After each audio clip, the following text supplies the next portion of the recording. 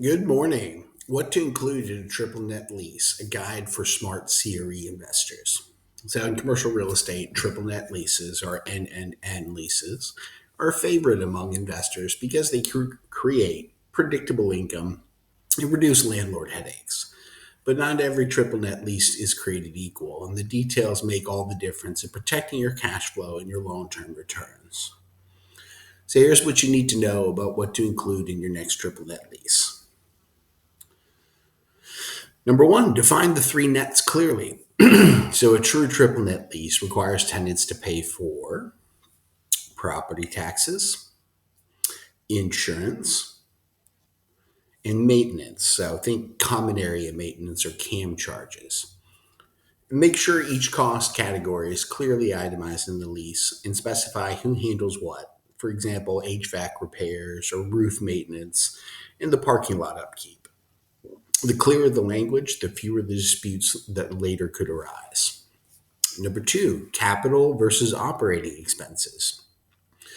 Ambiguity here can be costly, and the lease should define which expenses are capital improvements, the owner's responsibility, versus operating expenses, which are the tenant's responsibility. So here's an example. Replacing a roof is capital, but fixing a leak is maintenance. Number three, rent escalations. Include an annual rent escalation clause, usually 2 to 3% per year, or tied to CPI, Consumer Price Index. This ensures your income keeps pace with inflation and rising property costs. Number four, term and renewal options. So triple net leases often run 5 to 20 years, so renewal options are crucial. Include terms that favor both stability and flexibility. Predefined renewal rents, notice period requirements, and early termination penalties. Number five is tenant responsibility clauses.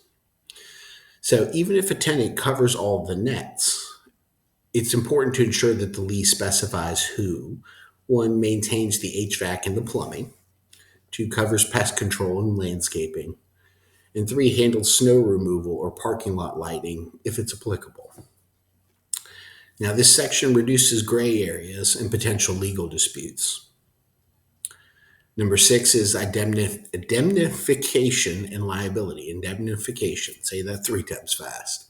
Always include indemnification clauses protecting the landlord from liability due to the tenant's negligence or activities on site. It's basically the landlord's safeguard against lawsuits and accidents. And number seven is insurance requirements. The lease should require tenants to maintain general liability insurance, property insurance that names the landlord as an additional insured.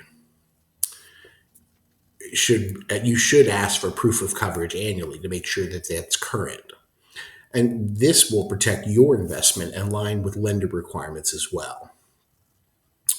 And Section 8 is not a fun one, but default remedies. So in the event of a non-payment or lease violation, your lease should specifically spell out late payment fees, cure periods to bring rent current, and landlord's right to re-enter or terminate the lease. So having strong default language keeps your property performing and your rights protected. Number 9 is estoppel certificates and subordination. Include a clause requiring tenants to sign estoppel certificates when requested, and lenders and buyers rely on these to verify lease terms and cash flow accuracy. Here are some final thoughts for the day. A well-written triple net lease does more than collect rent. It builds long-term value. And when structured correctly, it shifts risk away from the landlord while preserving asset quality. So whether you're buying, selling, or leasing a triple net property, work with a commercial real estate advisor who understands how to balance income, expenses, and risk exposure. And at Viking Enterprise Team of EXP Commercial, we help investors structure leases that perform like well-oiled machines, predictable, protected, and profitable. And that, my friends, is it for the day. Reach on out if you have a need. HoustonRealEstateBrokerage.com is my website. And thank you for your time. Have a good one.